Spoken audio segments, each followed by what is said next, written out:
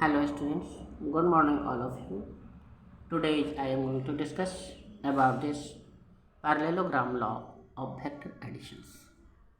विद्यार्थियों, कल मैं ट्रिएंगुलर लॉ के बारे में बताया था। आज हम आप सभी लोगों को पैरेललोग्राम लॉ के बारे में बताने जा रहे हैं।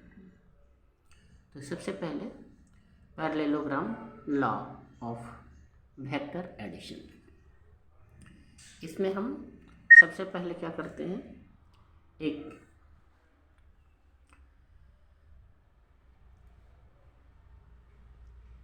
वेक्टर बनाते हैं OP, जिसका नाम हमने वेक्टर ए दिया, और दूसरा वेक्टर बनाते हैं OT, जिसका नाम हमने वेक्टर बी दिया।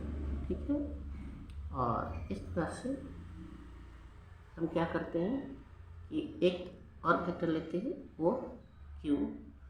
सबसे पहले हम क्या करते हैं, एक वेक्टर हम PQ लेते हैं और इसको वेक्टर ए डालते हैं, और इसके साथ एक वेक्टर ये है, इसको हम वेक्टर बी मानते हैं।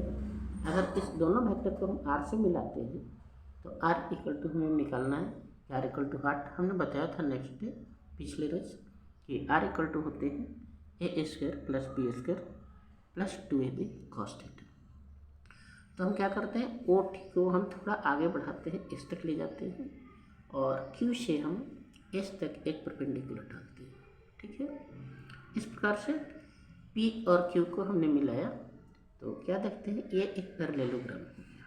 अब पैरेललोग्राम हो गया तो जो ये वेक्टर PQT है तो इसका वैल्यू वेक्टर A है, तो इसका भी वैल्यू वेक्टर A होगा, और यदि हम OT का वेक्टर B दिए हैं तो ये PQ का भी वेक्टर B होगा। ठीक है। तो आप देखते हैं क्या, इन द ट्रायंगल OSQ, वो कहाँ है, OS और Q में देखते हैं कि OQ² equal to OS² plus SQ²। इस प्रकार से OQ² OS² को हम क्या देखते हैं, OS², जिसको हम दो पार्ट में बांटते हैं, OT² और प्लस TS² के रूप में लिख सकते हैं। इसलिए हम OS² को OT प्लस TS² और प्लस SQ² है तो SQ² के रूप में लिखे। ठीक है। After this in the triangle QTS, in the triangle QT और S, यानी कि इस ट्रायंगल में हम देखते हैं कि QT, और इस ट्रायंगल में क्या देखते हैं, इसका अगर वैल्यू थीटा हम रखते हैं तो cos थीटा इक्वल टू होता है B/H, यानी कि TS और बाई TQ होगा। तो इस तरह से हम क्या करते हैं, यहाँ पर इन द ट्रायंगल QTS में लिखते हैं cos theta equal to B/H equal to TS/TQ, जैसा कि हमने वहाँ पर बताया। तो cos थीटा इक्वल टू क्या होगा, TS/वेक्टर A, इसलिए कि हम TQ को हम वेक्टर A मान लिए हैं। ठीक है। जैसे कि हमने यहाँ बताया कि ये TQ, तो इसका वैल्यू वेक्टर A है, इसी का वैल्यू हमने यहाँ पर रखा cos थीटा इक्वल टू TS/वेक्टर A। देयरफॉर अब A cos थीटा का क्रॉस मल्टीप्लिकेशन करते हैं तो vector A cos theta equal to TS equal to equation number 2 देते हैं, और इसका इक्वेशन नंबर हम 1 देते हैं। फिर देखते हैं क्या, अगर साइन थीटा के रूप में इसमें ले रहे हैं इस वैल्यू में, तो साइन थीटा का वैल्यू होता है P/H, यानी कि ये हुआ P और ये हुआ ये, तो क्या होगा QS/QT, यानी कि QS और बाई हम लिखेंगे QT। ठीक है। तो इस प्रकार से हम लिखेंगे sine theta equal to P/H equal to QS/QT। तो साइन थीटा इक्वल टू क्या होता है, QS/वेक्टर A। Therefore vector A sine theta equal to QS, इसका हमने वैल्यू इक्वेशन नंबर 3 रख लिया। ठीक है।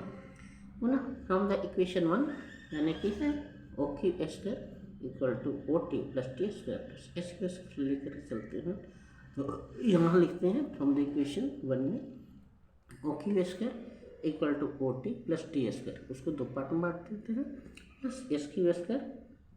तो OQ² का वैल्यू हमने R² रखा है, जैसे कि फिगर में है OQ² क्या ये OQ है, ये तो इसका R हुआ, तो इसके वैल्यू में R लिखेंगे ओ टी मेरा ये है बी, तो बी लिखेंगे। और ए cos थीटा, अगर इसका वैल्यू हम लिखेंगे जैसे कि हमने बताया कि O Q square equal to O T plus T square plus S Q square. तभी हमने बताया कि ओ क्यू का वैल्यू आर है तो आर स्क्वायर हमने दिया, और ओ टी का वैल्यू बी रखें तो बी रखें, और प्लस टी एस का value vector A cos theta है तो वेक्टर ए cos थीटा, और प्लस एस क्यू का वैल्यू रखें ए साइन थीटा का स्क्वायर। ठीक है, इस प्रकार से हम देखते हैं क्या ये पी स्क्वायर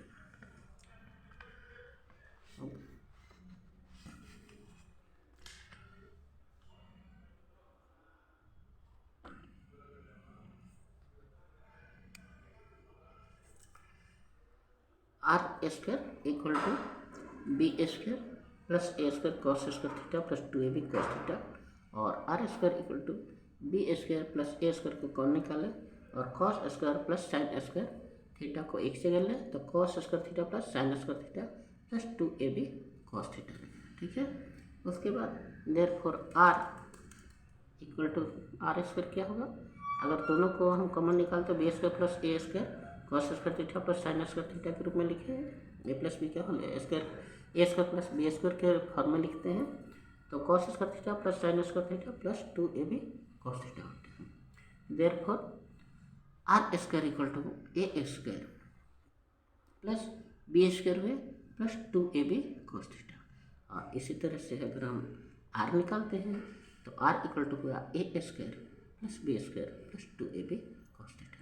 जैसे कि हमने बताया था कि अगर हम पैरेललोग्राम निकालते हैं तो भी हम R equal to A square plus B square plus 2ab cos theta लेंगे, और ट्रिंगुलर लॉ में भी हम आर का वैल्यू यही निकाले थे।